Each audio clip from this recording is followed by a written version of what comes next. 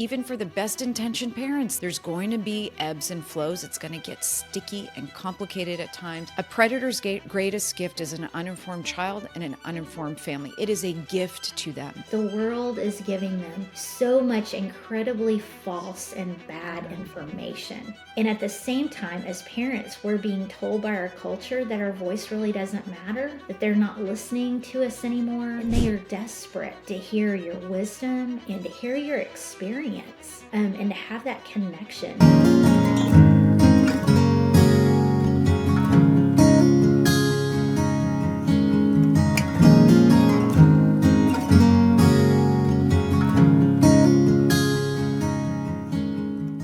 I'm Rania Mankarious, your host, and many of you may know me from my daytime job or my lifetime job as the CEO of Crime Stoppers of Houston. I've been serving there for many, many years.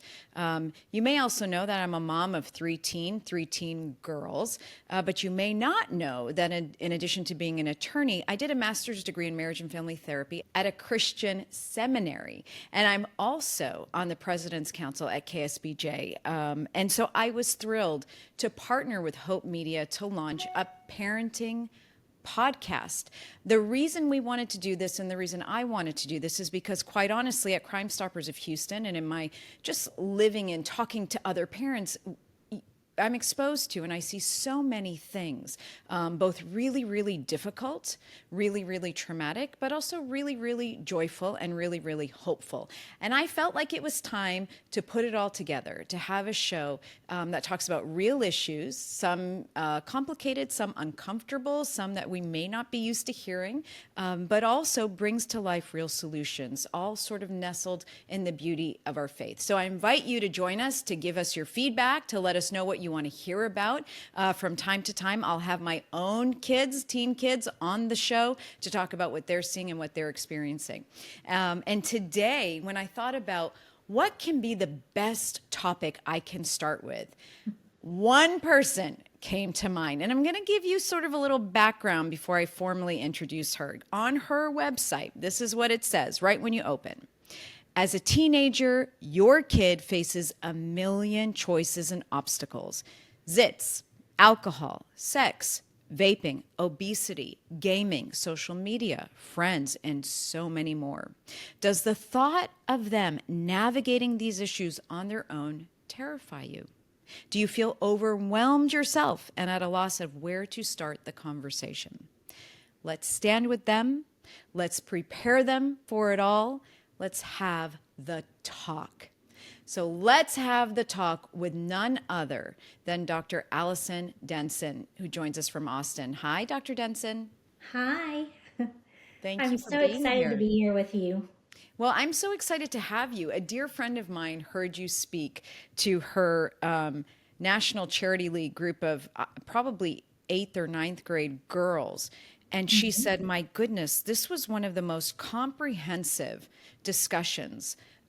You covered, you normally break it up into 3 buckets: a health conversation, a parents and teen conversation, and the most difficult topic, especially I would say, Dr. Denson, for families in the church, is the puberty and sexuality conversation. And so I invited you to join us. Today we're just going to cover health, but we're inviting everybody to stay along with us because in the next 2 episodes, we're going to cover those other 2 topics. But how did you come up with this? You're a doctor, a physician with 4 kids. So I feel like you have a lot of experience behind this. Well, and this is, such a wild, elevator question when people are quickly like, so what is it that you do? And you're like, settle in and buckle up and let me explain this to you kind of concept.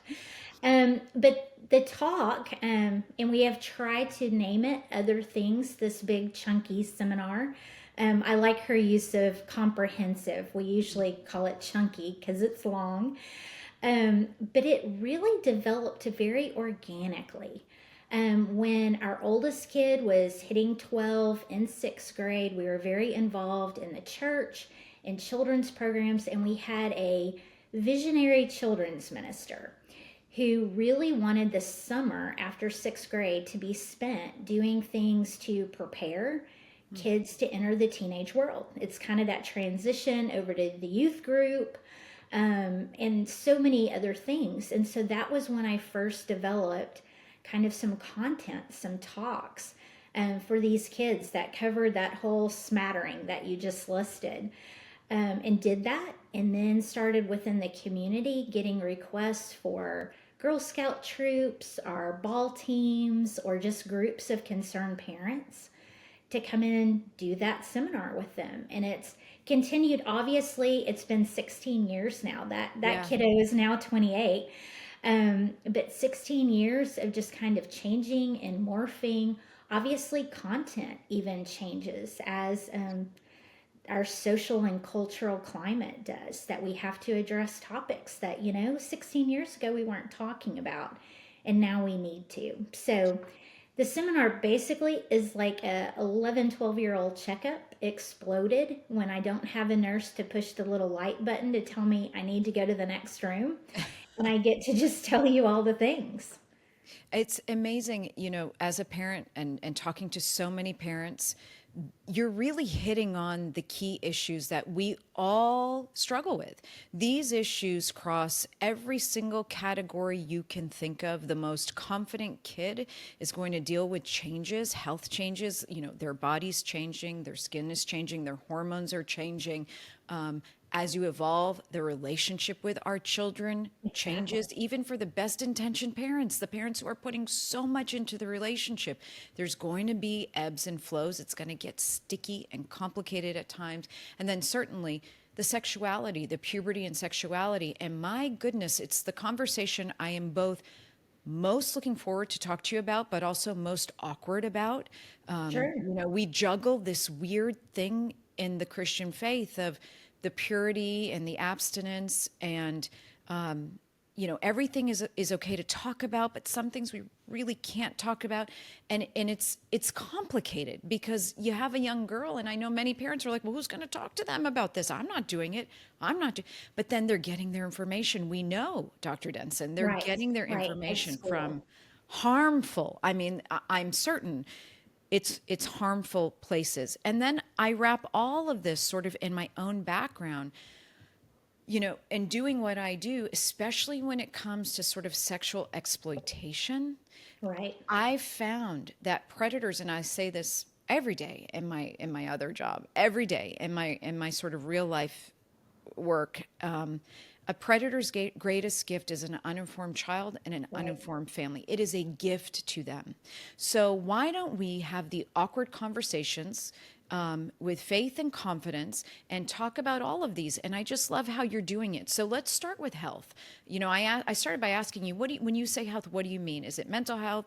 Is it physiological? What are you talking about in general? And you basically, you said it was a mix of all of it, really. Yeah, it really is. We typically break that down into three areas of physical health, mental health, and then spiritual health.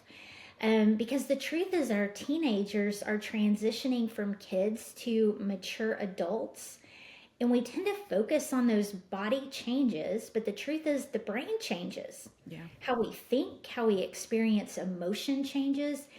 Our brain even goes through a lot of reorienting how we see ourselves and how we see God and what we believe. That childlike faith is beautiful, but in that transition to that adult brain, there's often just some need to ask questions to further understand and to personalize. I talk with the kids a lot about, it's kind of that transition from sitting in church or under the teaching of your parents, just kind of nodding and accepting everything they say, to that brain that kind of challenges all of those things, but then ends with that much deeper devotion and a personal relationship with God, as opposed to just hearing facts about Jesus. And I think the challenging is actually wonderful. It is how we test our faith, it's how we test what we believe, it's how Exactly. we come to a firmer understanding of where we stand. So, when It's I, a needed thing, but a lot of parents see it as almost rebellion, yes, that questioning within the realm of faith. So even to talk with moms and dads about their questioning is actually good. That's how it moves things from, Jesus came to save sinners to, I'm a sinner. I needed a savior. I need Jesus. It's a dramatic shift that the teenage brain has to go through. It's interesting. I guess I've never tied the spiritual journey with the development of the brain, but it absolutely makes sense as your prefrontal cortex is developing and Right. all of those Exactly. mechanisms are being refined, that you're going to challenge the things that are most dear to you, the things that you've taken for granted, and certainly faith, that sort of intangible aspect of our lives. It's ripe for challenging. And then think about, Dr. Denson, that during this time kids are faced with a lot of things that challenge their faith Right. continuously, even in the Christian schools, within the Christian environments. That's normal. So how do Mhm. you, what's, be the solution would be what? To allow the challenge, hold their hand through the challenge, bring them to church more often? I mean, what Exactly. is the No, solution? it really, the pattern for all of it is very much discipling. I mean, truly, just how Christ showed us he walked humans through life with him. It's exactly the call for the parents to do the same. It's not that putting out a look of perfection, like I've got it all together. They don't need that because, if anything, then compared to that, they always fall short. Yeah. But to be okay with the stumbling and the failures and the question, and to incorporate their faith in all aspects of their life. I know it may seem a little corny, but we brush our teeth twice a day because we're ambassadors for Christ. So I don't want to be the one with the dragon breath if I'm out there trying to be the light, right? Like practical stuff. We give our bodies good nutrition and we focus on what our bodies need to be provided with so that we can do the good works that God has prepared for us. It's all of those in the most basic of conversations, all the way to just providing our kids with what they need to spiritually grow. Things like creating spaces where they can feel included and the same as others that they're surrounded with, like a youth group or an FCA huddle or a young life group. It doesn't have to look, exactly like it did for us growing up, but they need that place where they can ask questions, that they have people to challenge them, that they have people to walk alongside them. And they also need to be able to have discussions at home about their parents' religion. And I say that meaning the true routines and the practices. Like, why do we pray? Why do we do this at Christmas? Why does this come up at Easter? But to have that space to talk about that, to fully understand it, um, even working out spiritual disciplines with your kids, serving together, giving together, memorizing scripture together is so profound to help our kids establish healthy habits, even in that sector of their life, that they can continue into adulthood, just like everything else. I like so much what you're saying, because at the heart of what you're saying is actually talking to your kids about all these different things. So when you even mention hygiene, a lot of us, especially I've seen moms of boys, and I only have girls. I know you have four. Do you I have have four boys? 3 boys and 1 girl. Oh, God be with you. Okay, But God be Leanna's with you. super tough after that. I promise you. So I've heard from moms of boys that it's like a constant, like, take a shower, put deodorant on. But what you're saying is deeper than that. It is, why do we want? Yes, there is the function of taking care of one's health. Clean teeth, clean hair, clean eyes, nails. Cleanliness and hygiene is critically important. It's also important for self-care, but it goes even deeper. It's a Yeah. reflection of who you say you believe in. And it's an invitation for others actually to see something that looks, well kept, well maintained, and to kind of admire that or look up to it. Not, in every way that's sort of pure and wonderful and is encouraging for kids. All these different things that you're saying really invite families to stop and talk. and a time when we don't talk as much as we used to. And that's exactly kind of my hope and my prayer with these seminars is to basically break the ice for a lot of families in some of these uncomfortable areas, or even areas where it's not really dawned on the parents that we need to fully explain and teach, like how to clip toenails. No Yeah. kid pops out knowing how to do that. Yeah. And unless they're given those instructions, given the materials, coached in how to do that, they can't do that on their own. But kids are so smart. And so once we They do are so that, smart. they They are. really can do it. And in the seminar itself, we have breaks in between the different sessions where they're given some talking points to actually sit as a family and talk through. And our hope is always that after the seminar, that those conversations are going to be more comfortable at home and are going to continue hundreds, if not thousands of times. And I'll tell you, my dear friend's daughter, who listened to you, is a very popular, high school cheerleader, and you were speaking at their NCL, and there was a little bit of, Mom, do we really have to sit through, health and parenting and puberty and sexual? Are you crazy, Mom? And she said it was the best conversation her kids have heard, and her daughter has told me that she hopes everybody can hear you.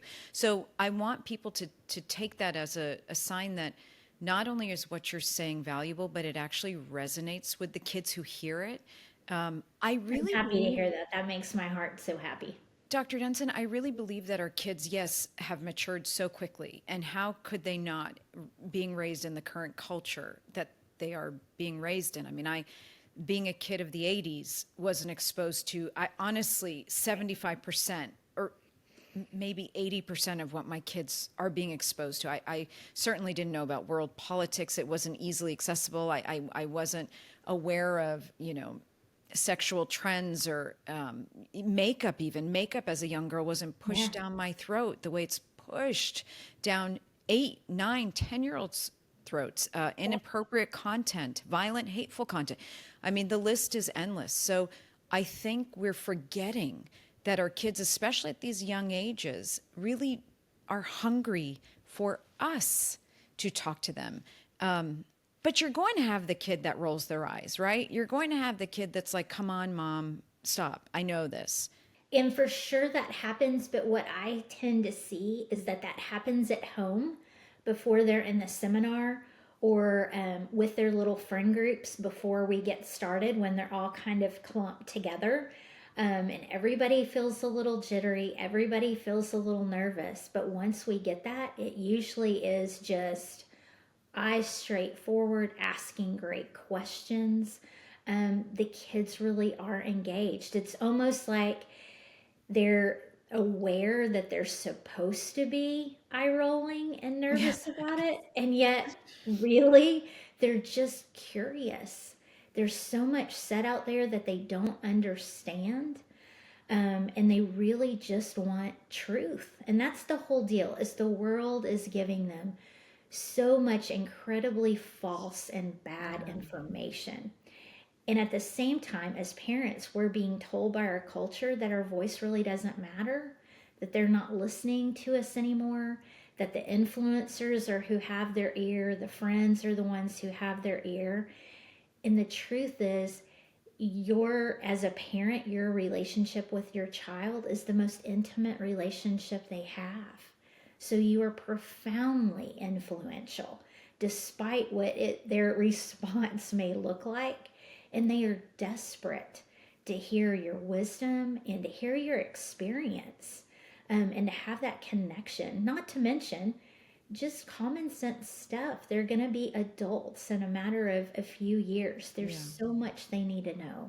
Praying through this season, I think, is really important as we raise our teens and we deal with that friction, to kind of hold above your mind and your heart that truth that you just said, that our kids, we do have the most intimate relationship with them. It's not perfect always, but it is the most special. It is absolutely the most special. and they want to hear, they're wired to want to hear the truth, and they want to hear it from us, even if we don't instantly or always sense that prayer. And I've prayed it personally, God, let me have the wisdom and the sense to manage the phases that my kids go through while never labeling them through the phase. And so what I mean by that is, when especially girls, when they get super emotional, when their bodies are really changing and puberty's truly starting, they can get very confrontational, especially with mom.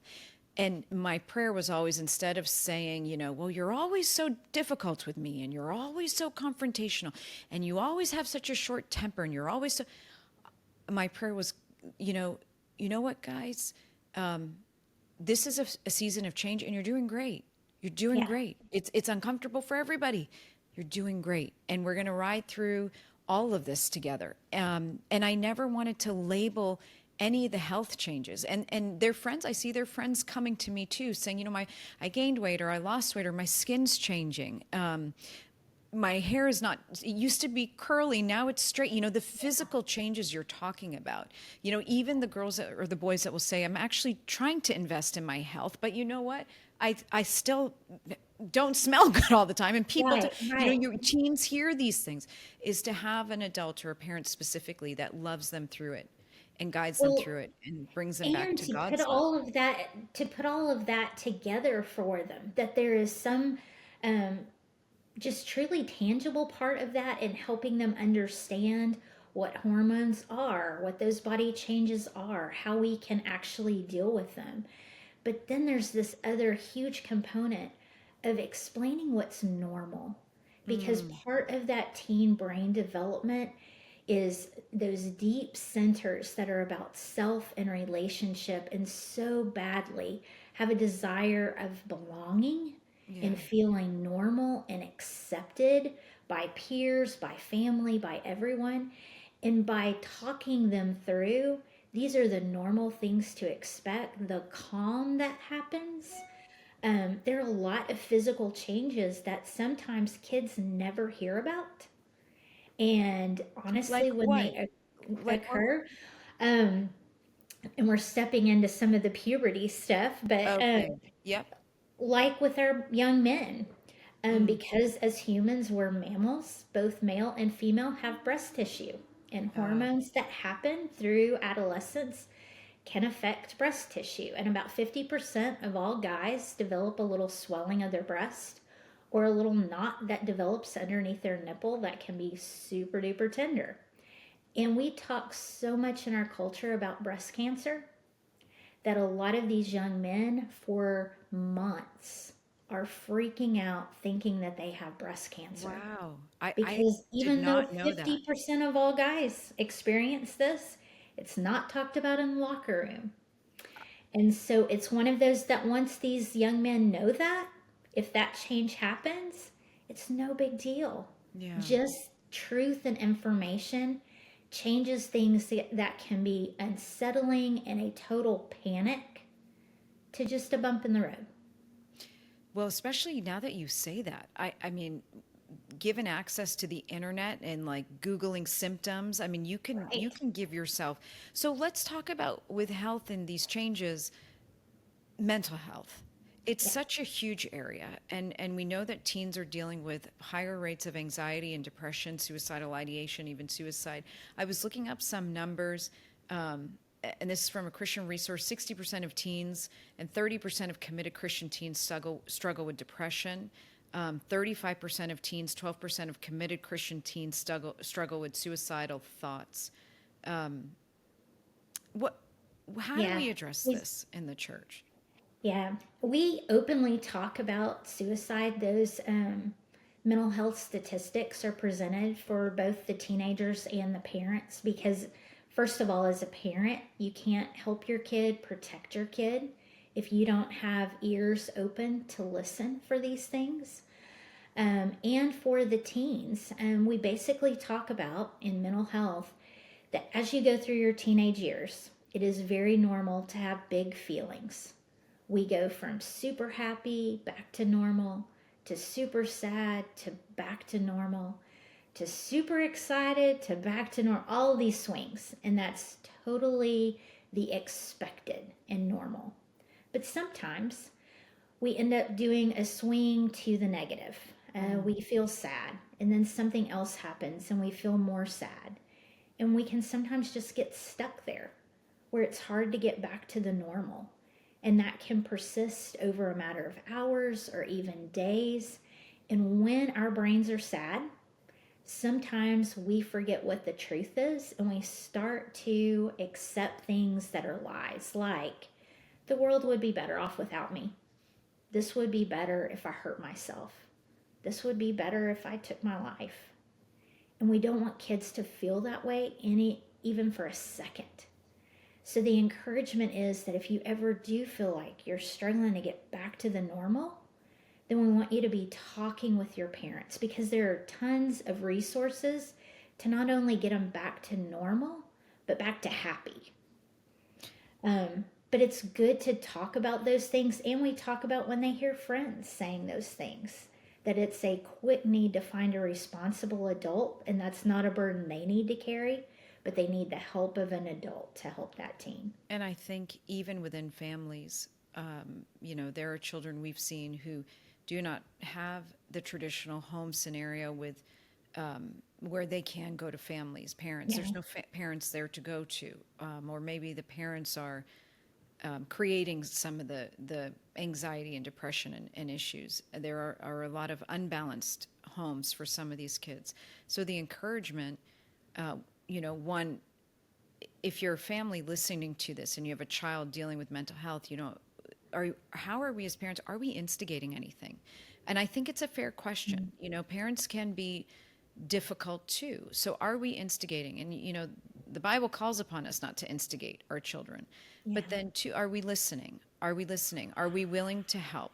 Are we willing to help? And then for children, it's find a person you can go to. If it's not your parents, go to a youth leader, go to a coach or teacher you trust, go to your pediatrician. If you're lucky enough to have had somebody like Dr. Denson in your life, but talk to someone. Dr. Denson, as a Christian, but as a pediatrician, is prayer enough in these situations? Prayer is always a great place to start. And for those of us who are Christians and have the Holy Spirit, it is certainly our greatest help.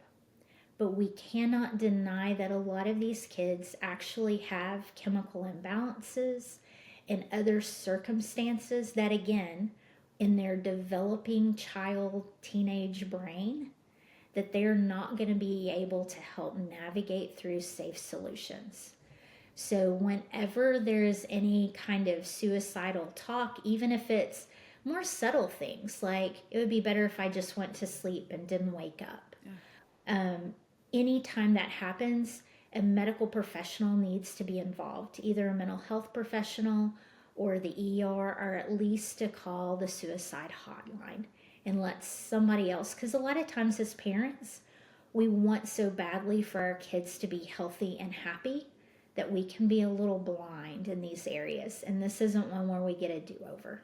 It's difficult, and I think understanding the difference between a child having a bad day and a child who's developing true mental health issues, I think we throw the words around inappropriately in society. I've heard so many young girls that say, "Oh, I'm so OCD, my lipsticks always have to be in order." Yeah. And it's like, Yeah. or that was so bad, somebody's going to want to kill themselves. I mean, we throw around really heavy words in our normal sort of societal conversation. And it's, I think, fair for families to stop and say, "Hey guys, do you know what that really means and what it can mean for some people?" And we're thankful we're not in that space, but also to stop and recognize when maybe our children do need help. And there's nothing, that is not, Dr. Denson, I hope you agree with me, that is not a sign of failed parenting. Correct. At all. At all. Look at those statistics that you just listened. Yes. It's more than half, especially for our teenage girls. Those numbers tend to be even higher for the young women. Well, Dr. Allison Denson, board-certified pediatrician, mother of 4 young adults, creator of the talk, which I encourage you to go to, and I want to make sure I read it correctly. It's the talkbydenson.com, and you can reach out to Dr. Denson directly at the talkbydenson@gmail.com. I want to thank you so much for joining me today. There's so much more to cover with you, which is why you're coming back. We're going to continue this conversation, also talk about the dynamics of parents and teens, and then close with our third conversation on puberty and sexuality, a big, big, big one for us as parents and for our kids. So for now, Dr. Denson, thank you so much. Thank you. And to everybody else, we'll catch you next time.